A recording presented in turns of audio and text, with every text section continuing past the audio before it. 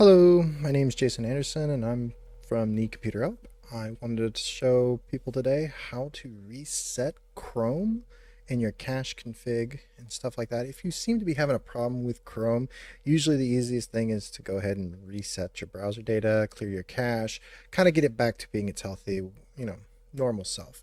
So real quick, there's two ways of doing that. Under the settings is the most important. You'll have reset and clean up, restore settings to the original default. This will kind of take care of the top bar. It'll get rid of the Chrome extensions, disable them temporarily, and delete cookies and temporary site.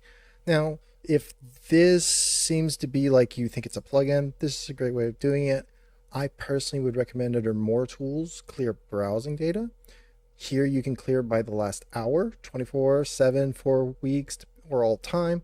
This usually takes care of if an independent site is having problems, like you go to a site and it just doesn't seem to be loading correctly. But this allows you to clear your data, or if you get rid of it and think of it like a fresh install.